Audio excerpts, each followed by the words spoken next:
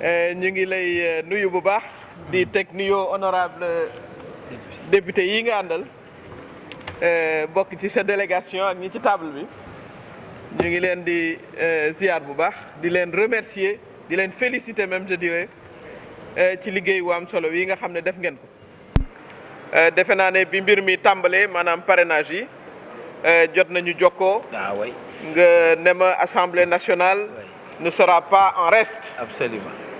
te booba ba tey it ci ngeen ne avec toute cette diversité qui symbolise la grande coalition présidentielle au sein de l'Assemblée nationale.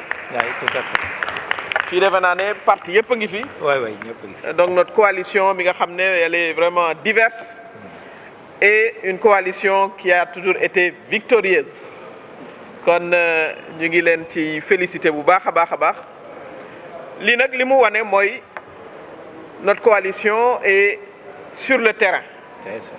boole wuñu ci coow lu bëri boole wuñ ci polémique bu bëri parce que jaru ko. defe naa ne di bàkku jëm ca làmb ja. jóge ca làmb jay bàkku moo ko gën. moo ko gën kon nag ñun bàkkuwuñu dañu ne ci terrain bi di liggéey.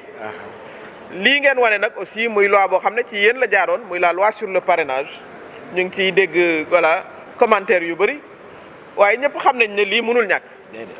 kenn mënul imaginer une démocratie sans qu'il y ait de filtre. D'ailleurs, ceux qui critiquent la loi sont sur le terrain. On les voit tous les jours et vous les verrez tous le jour du dépôt déposer leur parrainage.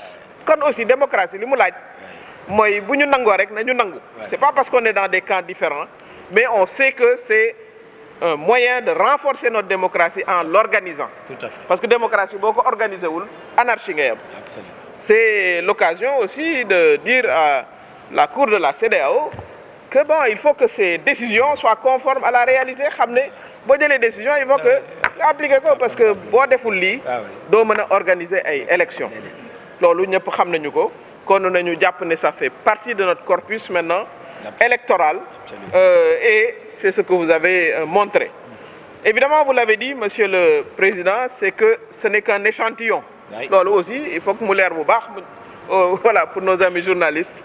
Les députés sont sur le terrain nga xam ngeen ne députés yi ëpp nañ lii mais ku ci nekk dellu nga ca sa base parce que ku ne ca fa nga ne war nga mën a joxoñ réalisation boo xam ne président Macky Sall ak ay gouvernement am def nañu ko fi.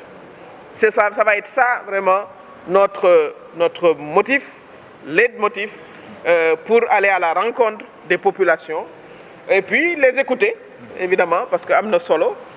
Prendre aussi en compte leurs propositions et parfois même leurs critiques. Parce que voilà, c'est une œuvre humaine. Daanu dajul suuf ni ñu koy waxee. Donc c'est un grand moment pour notre coalition de remobilisation, de discussion avec nos concitoyens et d'écoute de nos jeunes et de nos femmes. Loolu mooy aussi le sens de ce que nous sommes en train de faire et que nous continuerons à faire évidemment jusqu'au dépôt des listes et jusqu'aux élections. Je pense que vraiment les députés jusqu'à présent, voilà, ont montré leur efficacité dans ce sens-là parce que ça a eu demee élection. ñu dugal ci seen loxo bu baax a baax a baax. Et je crois que la loi des séries ne sera pas démentie. Je pense que vraiment pour un troisième essai, ce sera un essai transformé avec une grande majorité à l'Assemblée nationale.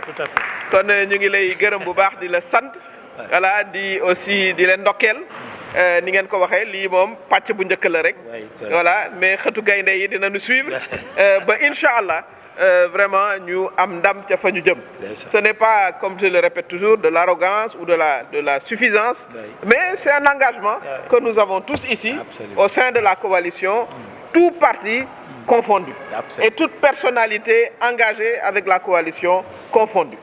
Loolu mooy mbir mi ngeen indi ci nag une petite contribution, une petite fenêtre d'un grand travail qui se fait par derrière. Un très grand travail. Ñu ngi leen di sant bu baax a baax a baax ngeen aussi jottali suñu cant le président Moustapha Niasse avec qui j'étais à Kaolack, qui est aussi le délégué régional de Kaolack, qui a fait sa double contribution aussi bien au niveau de l'Assemblée nationale qu'au niveau de Kaolack. Ñu ngi leen di sant bu baax di ñaan yàlla may ñu kooru jàmm ak salaam ñu eggale ko ci alhamdulilah rabil alamina yàlla defal ñu voilà ngëneel yu bare voilà ñun ak suñu président de la République ak Sénégal yëpp ñu ngi leen di sant bu baax.